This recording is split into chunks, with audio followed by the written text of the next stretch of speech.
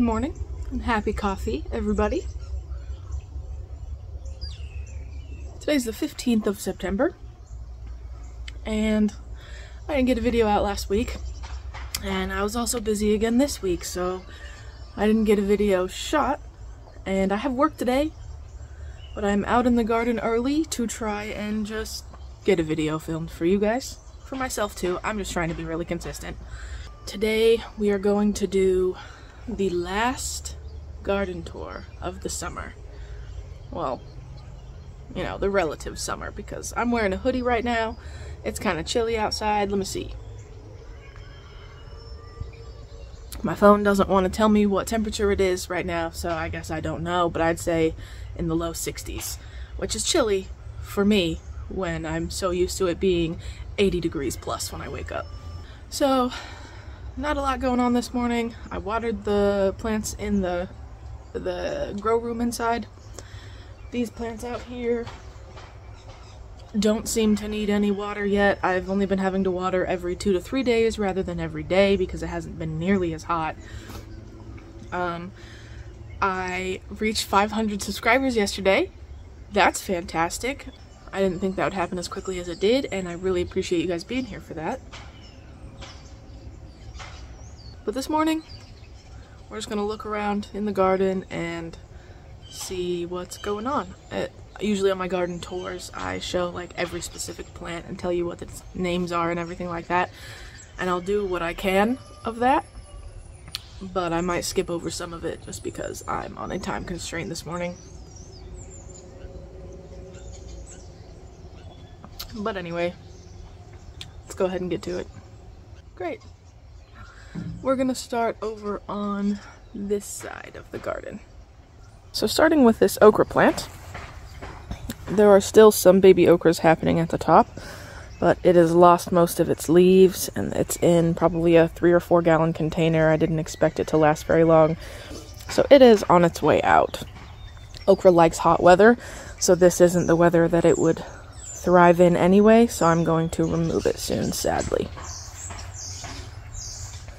Right here next to it, this is, oh my goodness, there's a giant okra hanging down on this like secondary leader of the plant that I didn't notice. Well, might as well leave that on there and let it dry for seed because that's not going to be edible. This right here is chocolate mint. I don't know if you guys know what Andes are, the candy. It's called Andes. They have like a little mountain on their package. But this stuff smells just like Andes. Oh, it literally smells like chocolate spearmint. Like, it's called chocolate mint. It smells like chocolate spearmint. I don't think there's much else I could say about it, but it smells so good. It is flowering, and I am not cutting it back. If it produces more mint on the ground, then I'll have mint on the ground. All of my plants are in containers, so I don't have to worry about the weeds in the actual ground, just them getting into my containers, and I can pluck those out pretty easily because I'm using potting soil, so I'm not terribly worried about the mint. With the mint here, we have this butterfly pea, which is a flower that produces a natural food dye. This one is purple, and it is creating a lot of little offshoots, and I want it to wrap around this post, but none of them have wrapped around it yet. I've been trying to train this one to wrap around it for a month now. I don't know. It won't get any longer. Just bushier. And then this is a little zinnia plant that I just have here for pollination attraction. This will die when it gets frosty, but that's okay. And this squash plant that has 1, 2, 3, 4, 5, 6, 7, at least 7 squashes on it. This being the biggest one. I've lost 1 squash on this plant because it was sitting over here and roly-polies ate it. Those of you that say roly-polies don't eat your plants, you are incorrect, sir. You just leave a plant, like a low-hanging fruit, on a plant. It's touching the soil, and if you have roly-polies, they'll eat it. I promise they will. Continuing after this container, we have this one. This just has another zinnia, which will be purple like those ones. And in with it is a squash.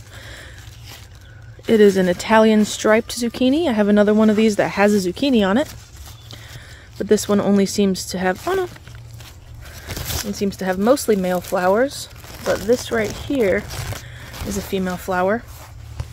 Oh my goodness, that's a nasturtium. That is a volunteer nasturtium. I love volunteers, oh my gosh.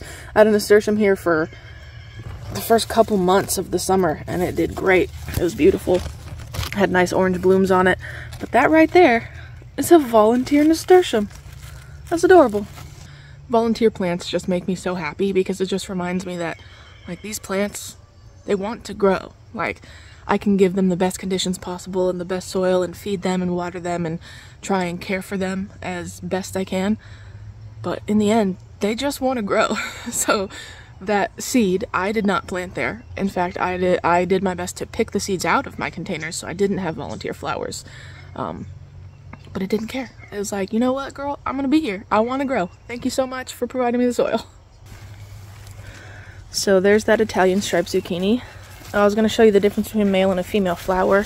These right here are male flowers. They have these long, long stems and then the flower head, whereas this right here is a female flower. It just has a short, stubby little fruit with a flower on the end. So these fruit flowers will open and they will need pollen from these male flowers to pollinate and properly make a fruit for you. You can hand pollinate them, and I do sometimes, depending on how many male flowers I have open. If there's enough male and female flowers open, they kind of get pollinated readily, like that one. But if the female flower is open and none of the male flowers are, then I'll probably use one of the male flowers from this plant or a different squash plant to pollinate it. Yeah, so I guess this has 3 plants in it. The zinnia, the Italian striped zucchini, and this tiny little nasturtium. That's so cute. Down here, this greener part is a dwarf snapdragon that just died back a little bit. All of these blooms are done, but it has a few new ones coming on. And this is lavender that doesn't look great. I don't know if that's due to how I'm growing it, if it doesn't like containers or what. It just doesn't look very bushy anymore.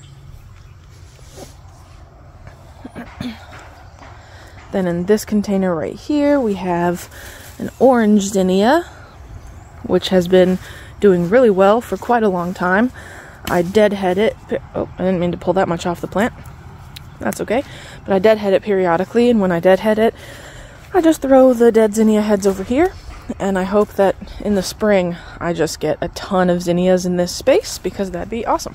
That's a hard space to mow anyway, with the rocks from the greenhouse and between this tree, and we don't have a weed eater, so usually I use my pruners to just cut down the plants here. And if there's zinnias, I don't have to do that. And with this zinnia is some really sad looking peppers. I say sad looking because they have lost most of their green, even though I've been fertilizing them.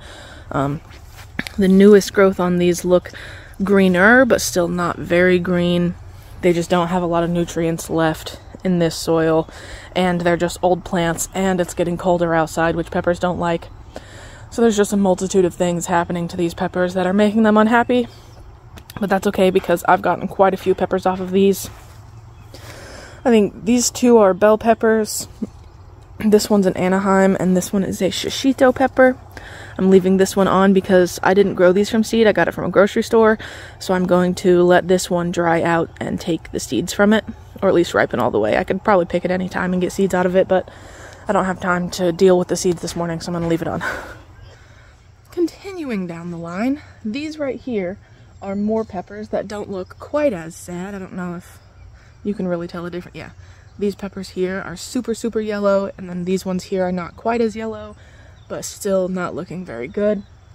This one is a Sugar Rush peach pepper, and it is taking so long for these to ripen. I've been using them unripe, like not all the way ripe, because you can. It doesn't matter. They're still spicy and they still taste good. But it takes so long for them to turn orange for me, and by the time they turn orange, they start getting, like, the skin of the pepper starts getting soft, and I don't enjoy that texture. So I have been using them before they're completely ripe. And the plant is starting to just not be as happy. You can see like yellow spotting and veining happening in the leaves. That means there's just not enough nitrogen in this container. This tiny jalapeno plant, for some reason, is super green still, a little bit yellow in the leaf veins, but mostly really green, which is really weird because it's trying to outcompete with this that's rooted in the container and these dwarf snapdragons. So I don't know how that one's doing so good, but it is.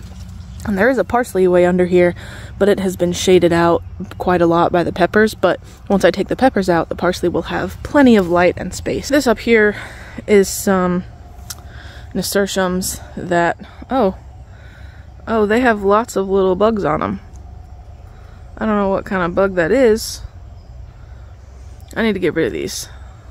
They haven't been doing very well anyway. I let them stay in a container for way too long before I planted them out in here. So even though there's all this new growth, no flowers have set, the leaves aren't getting any bigger. It's just putting off a ton of baby growth and then dying back slowly. So those just need to go. This zinnia has been one of the most beautiful things in the garden for a couple months now, to be honest. It's now getting long enough and heavy enough that it's kind of draping over the side of the container and not looking as good. The bottoms are starting to be very bare, but based on how long this has been alive, I am totally fine with the bareness that is going on. And then next to it in this container is an Anaheim pepper, is this one. A like mid-level spicy. If you buy cans of like chopped green chilies, those are usually either Anaheim peppers or poblano peppers. The more spicy ones are Anaheim, the less spicy are poblano. At least in my experience, the cans I buy, that's what they say on the back. So I bought these Anaheim peppers mostly because I really like to put green chilies in my chicken chili. So when I make chicken chili now, instead of buying that can, I just come out here, grab a few Anaheim peppers. I roast them in the oven, probably at like 425 degrees for 10 or 15 minutes, or you could blister them in a pan if that's easier for you. And then I just chop them up and use them like I would chopped green chilies, just roasted green peppers. This one here is actually a bell pepper, I think. There's a tiny pepper on it. I did a lot better growing bell peppers this year, but still not great. I got probably 5 to 10 bell peppers. But I probably should have gotten a lot more based on how many plants I have. But it's a lot better than I have been doing, so I'll take it. This monstrosity, I say monstrosity because it is quite big. This is literally, I'm right next to it, almost touching it. It's got a pretty big canopy going on. But this is an Italian striped zucchini that I'm trying to trellis upward rather than let it vine out. The other one that I let vine out is now covering the top of 3, almost 4 containers. And this one is only above the 1. So we'll see how this works. But it is quite difficult to actually wrap the string around it. I don't know how to explain it, but like when it gets longer here, I have to twist the plant around the string, but the plant has so many leaves and such a thick stem that it's like actually difficult to do. This is a female flower, as well as this one right here. You can tell because there's the fruit behind it. And then this right here is a male flower that's currently open. And all of these long stems with flowers are all male flowers too. So hopefully by the time this opens, these will also be open and be able to pollinate them. Continuing over this way, these cucumbers are now all the way up to the top of the trellis and taller than me. We've got straight 8 cucumbers. Straight 8 cucumbers it says over there. I guess a majority of what's in this container is straight 8 cucumbers. The bottom leaves are starting to get a little bit, what is this? So some like leaf miner damage, a little bit of bug damage, but as it starts to get a little bit colder outside, the bug damage will lessen and lessen, and these upper leaves look, I mean, just perfect. These things are huge. Has anybody seen The Land Before Time with the tree star? Because when I get leaves this big in my garden, it just makes me feel like I'm growing my own tree stars. Oh, this one started to curl a little bit. I'll let go of its string and then reattached, so I'm gonna wrap that around.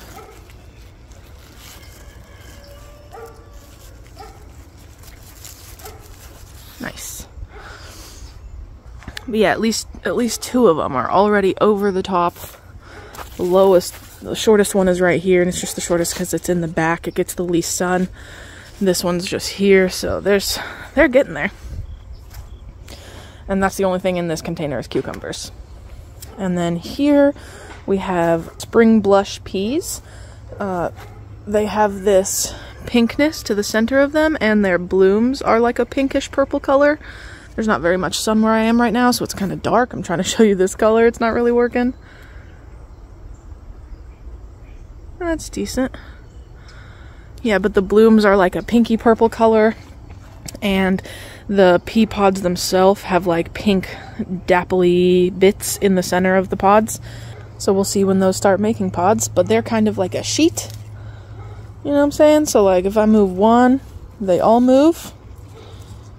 And they're not actually attaching themselves to this okra, which is great, but this okra is fairly young still and just going to take up a lot of nutrients out of this container, so I'm going to remove that actually probably whenever I get around to removing all the other things like the sunflower and things like that.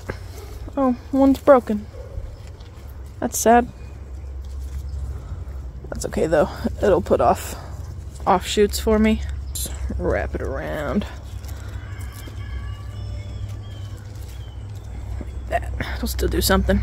The next container is this one here, and in this we have a parsley plant, an oregano plant, and a kaleidoscope perennial kale that is continuously being eaten alive by caterpillars.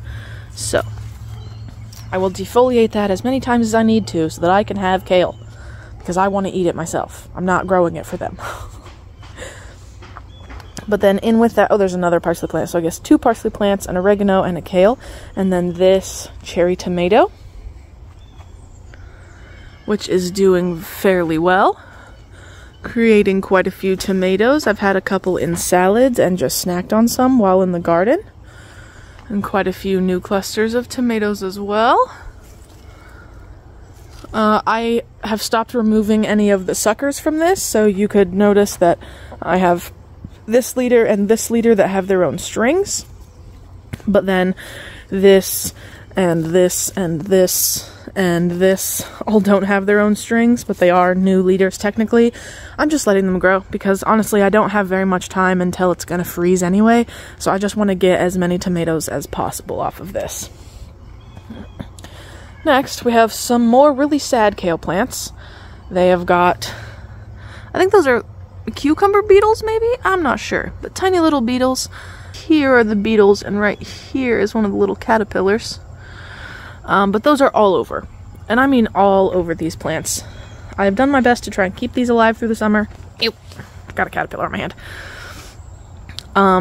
But they're just not doing so hot, and kale grows so fast that I might end up just starting brand new kale. All of these might get chopped down because just look at them. They're struggling so hard, and they have been struggling so hard for quite a long time. I just don't know if it's worth it to keep these alive or not. Let me know down in the comments what you think. Should I chop these down and start new, or should I defoliate them a couple more times and try and let them regrow? Because the stalks are still healthy. Like they're good and thick. I just haven't been able to harvest even one leaf off of them in months, probably like 4 months. Moving along this way, we have some more cucumbers. These ones actually have a few cucumbers on them. That's the only, oh, there's a tiny one right there too. These two are Cubano jelly melons, this and this. Monica cucumber, and then Richmond green apple cucumbers over there. So this one is a Monica cucumber. And these are also just about touching the top, a little bit further away, a little bit less sun over here on this section of the garden, but still getting quite large. This is another container that had kale in the spring and also Swiss chard. The Swiss chard has gone through the summer perfectly fine. I've cut it back multiple times and it just keeps regrowing. I still have no idea what to do with Swiss chard, so please give me ideas. I need to actually use it if I'm going to be growing it. I need to cook it and eat it. Okay, moving right along, we have another straight neck yellow squash. This one is not quite as bushy as the other one. This one is vining a little bit more, but it also gets less sun over here, so that's probably why. We've got a few female flowers on it and quite a few male flowers on it, and it looks like there was a slug on my plant because there's some damage here and there is sticky, slimy substance all over quite a few of the leaves and on the fruits. So that's annoying. I really hate slugs, but they don't cause me as much of a problem as a lot of other people have with slugs, so I'll take a tiny bit of slug damage. It'll be okay. This monstrosity behind me, it's huge, is a Dr. Wyche yellow tomato, and I have stopped removing any of the leaders quite a while ago because the plant was looking like it was just gonna die and there was some fruit on it, so I removed all the leaders that I could and let the fruit ripen. I went ahead and picked that, and now it's just regaining its independence or something. I don't know, there's at least 20 runners off of that, and quite a few of them have flowers. Now, do I have time for these flowers to turn into large-sized tomatoes and them to ripen? No, probably not. But my mom really loves green tomatoes, so I probably do have time to let these just turn into green tomatoes and pick them before it gets cold, and let her have just some green tomatoes. This one plant is not going to take up that much space for now. Probably about a month, I'll cut it off. Like, I'll just be like, nah, too bad, you don't have time. Because Dr. Wyche tomatoes are fairly large tomatoes, and I just quite literally won't have time. And then at that time, the space is going to be useful for something else, because broccolis and cabbages and stuff take up quite a lot of room. I can only fit one, maybe two in this container, broccolis or cabbages. And putting two would be forcing them a little bit closer together than they would prefer, but I do my best to try and save space, so I will put two if I need to. And then this little tomato next to it is just a sunrise bumblebee cherry tomato that I'm going to just let continue to grow, the same as that other cherry tomato that way. Just continue to grow until it gets too cold outside and just try and get as many cherry tomatoes as I possibly can. This here is what is left remaining of my evening sun sunflower. Let me pull it down here. And it is just looking sad at this point. Quite like a lot of other things in the garden that are looking fairly sad. But it was really, really pretty with all of these blooms actually blooming on it and the red-orange petals that they had. This is a super gorgeous flower, to be honest. But it has reached the end of its life, and I just haven't chopped it down yet. I just have it kind of tied up because it was hanging down here, like in the walkway, and it was getting in the way of me maneuvering. It does have a couple tiny little sunflowers on it, but it's not worth keeping it just for those. And there's nothing else in the container. I already moved everything else, and I need to remove a little bit more of the soil and then either put new soil or compost, top dress it with some nutrients and stuff, and then I can replant it. So this one is almost ready to replant. It's literally just this sunflower. This container has this very sad looking tomato that has one little bitty tomato at the top of it. Also needs to be removed as soon as I can. But then this Italian striped zucchini has grown this way and then rooted in this container. It tried to root in that container, but I didn't let it, and I plucked the roots up out of the soil and has just continued going all the way over to the end here where it has a zucchini on it. I could probably harvest that anytime. I just like to let my plants be my refrigerator for as long as I can. Zucchinis do get big enough that they become like unusable, so I'll probably harvest that within the next couple days just so it doesn't get too big. But it's doing well out here.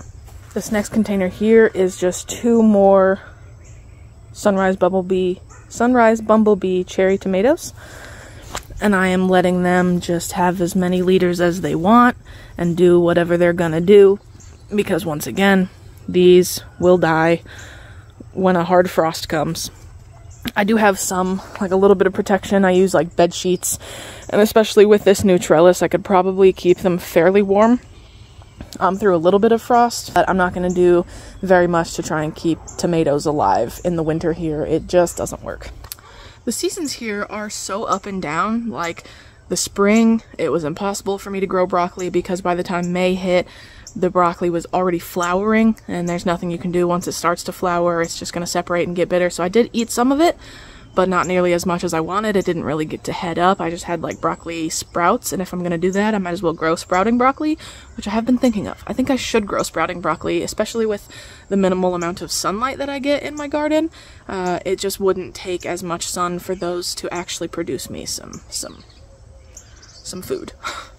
Look at this. This is a Castelluto Genovese tomato. It's actually not in one of the containers we covered yet, but it is just going.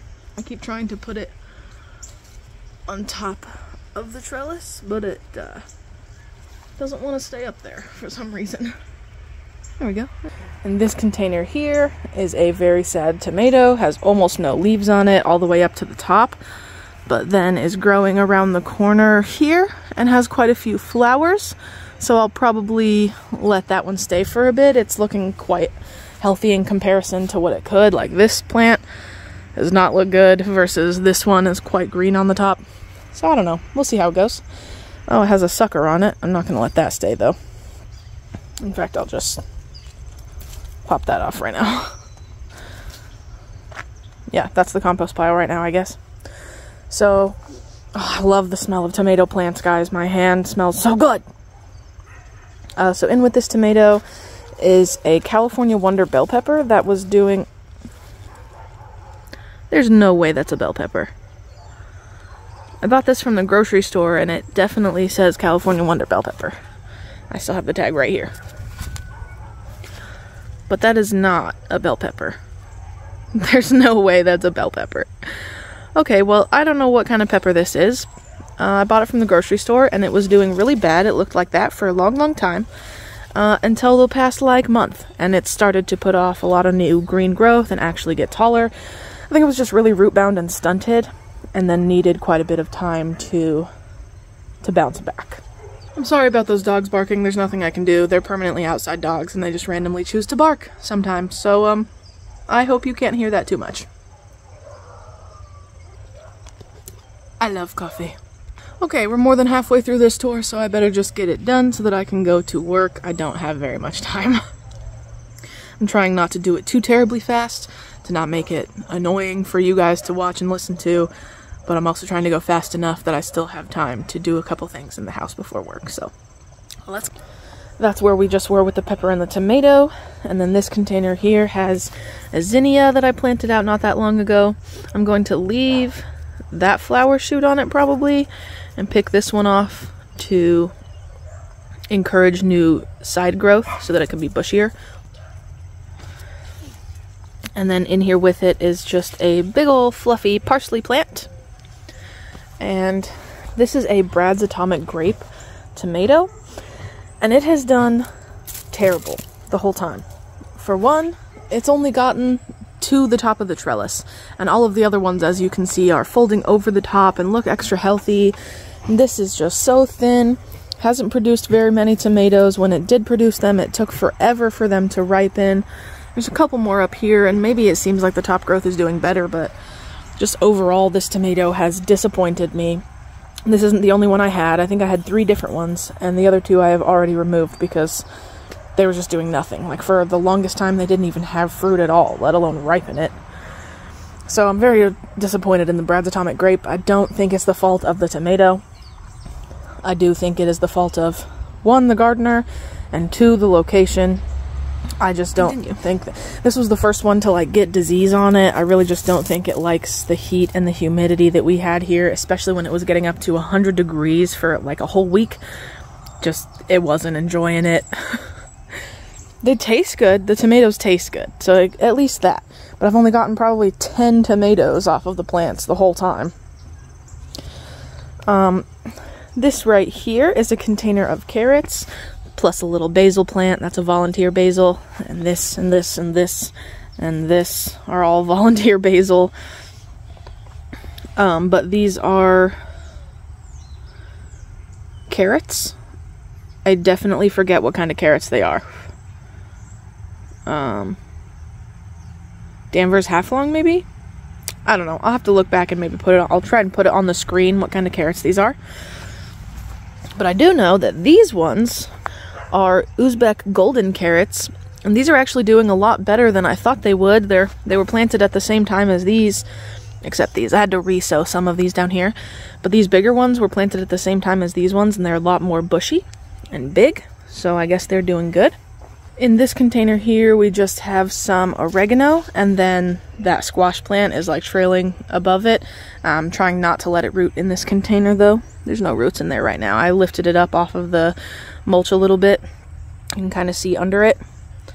And I'm letting it rest on the actual edge of the container over there. And that's where the zucchini is, right there. In this next container, this same zucchini plant is rooted into it, sadly. Sorry, there was a weed. And then with it, we just have this tomato. This is the Castelluto Genovese tomato that is trailing, that I stuck up on top of the trellis just a minute ago. That's it here. There are a couple tomatoes on that. And then this is a dwarf snapdragon. And this is only from one plug, like one 6-cell plug of a dwarf snapdragon, and it is spread so far, and it is really pretty. I haven't seen a lot of pollinators on it. I don't know if they really like them that much, but I like them, so it's fine. And then this on the ground in front of me is mostly volunteer basil. In fact, we have another volunteer basil coming up right here. But I planted beets in here.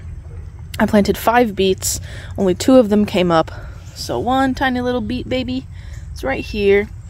And another tiny little beet baby is right here. And I'm going to replant another 3 of them in the container just because I would like to grow at least 5 of them. And then all of this bushy green is volunteer basil. Next in line we have this container, which is also carrots. These are oxheart carrots. And I need to thin them out soon, but they are doing fairly good so far. I didn't mulch this container yet. I'm going to thin it before I mulch it. Not really much to say about these carrots. I'm trying to start as many carrots as I can because they taste better when it's kind of cold outside, and we really love carrots in my house. So these are oxheart carrots. They're about this big and fat. They're like fat, short carrots. I just thought it would be cute to grow and easy to grow in these shallow containers. This back here, it just has parsley in it. It looks like there's something else because these leaves are giant, but there's not. It's just a parsley plant in this container by itself.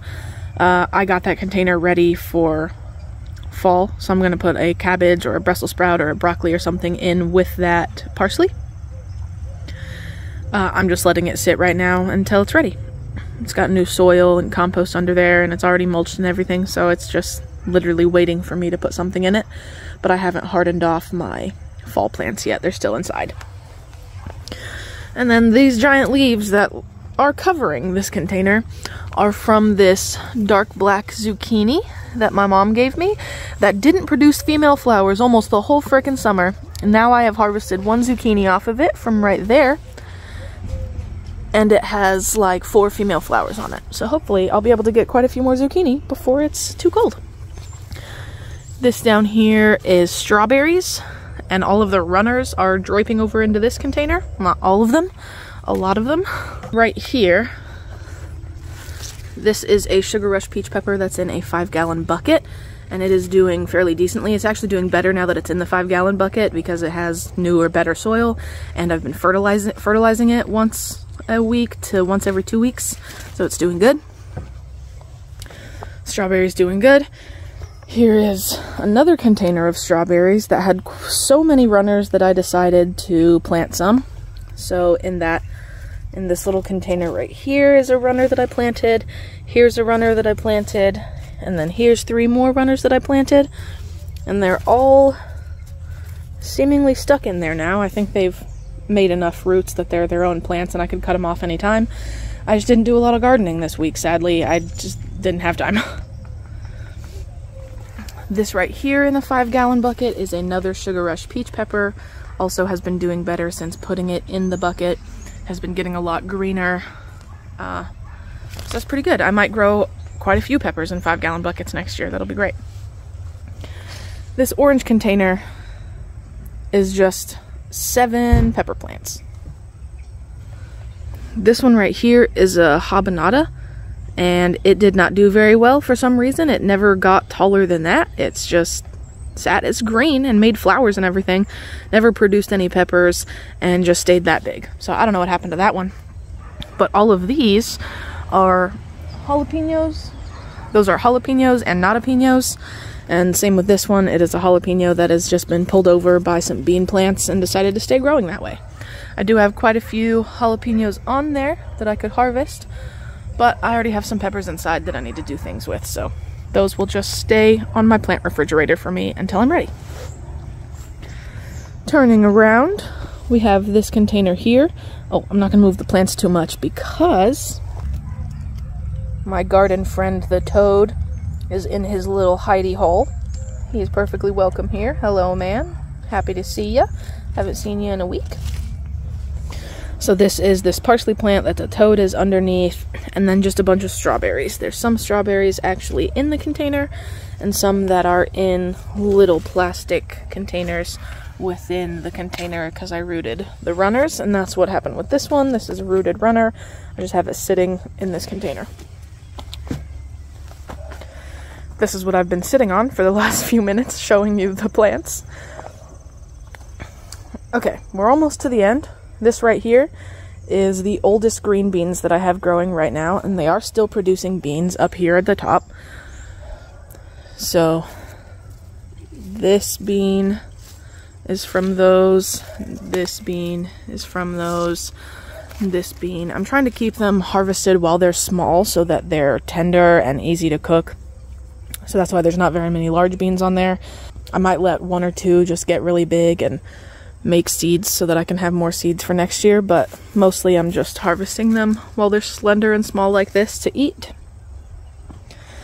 This container is my newer beans. That's what these are here on the edge, all these newer beans. Actually, these in the back are Blue Lake pole beans. These in the middle are French fillet bush beans, and these in the front are contender bush beans. The contender bush beans are still doing the best for me. They have done the best for me for the past 2 years growing them. The French fillet are doing good, just not fruiting as fast, so it's not really a problem. It just depends on what you want. Alright everyone, we made it all the way around all the containers in the garden and under the trellis, and we just have one raised bed left. And it's the only one that can really be considered a raised bed and not a container. This I planted out with you guys. This is just like a metal, I think it's for livestock food or water technically, but I'm using it as a garden bed. And in here we have some dazzling blue kale. These are daikon radishes in this row. Then we have some Brussels sprouts. These are Groninger Brussels sprouts. And then we have some French breakfast radishes, 3 rows. And then we have Long Island Brussels sprouts here. Another row of the daikon radishes, and then this is Nero Toscana kale, so this is the dinosaur kale. And then we have 2 rows of carrots. So this little row of all these little carrot guys, those are Scarlet Nantes carrots, Nantes. And then this row of all these little carrot guys over here are Danvers half-long carrots. I do need to thin the carrots, especially this side. That's a lot of carrots. Overseeded that terribly. And then I need to add mulch to both sides, and then this one will just be growing. These radishes are already bulbing out a little bit. You can see down there that's starting to get thicker. Radishes are a really fast crop, so I could probably harvest those literally whenever I want to. It says they take roughly 25 days from seedling to become actual full-size radishes. They've probably been in there for half that time, so I'm not going to harvest them yet, or even within the next week. It'll probably be almost more like a month, and I add some time to my window because I don't get as much sun in my garden as I'd like to, so that means my things grow slower. So 25 days really means 40 days for me. Okay, everyone. That's the entire garden. I don't really have a lot to do this morning garden-wise. I mean, I do have a lot that I'd love to do garden-wise, but I don't have time to do that this morning. I will take you along when I do have time to do things in the garden this week. I will make time to do things in the garden this week, more like. But anyway, I really appreciate you guys coming along in my garden, and I really, really appreciate getting to 500 subscribers. That's super awesome. I just really wanted to get something produced for you guys and show what the garden is looking like, and this is what it will look like until the next garden tour, which will be the first fall garden tour. So I probably won't do another tour for at least a month or so to give me time to get all the fall plants into the garden and such. So yeah, I just wanted to show you guys what was going on before everything changed, because it's all about to. Alright, I have to go inside and get the last few things ready for work. I really appreciate you guys being here and coming along in my garden, and I'll see you guys on the next one.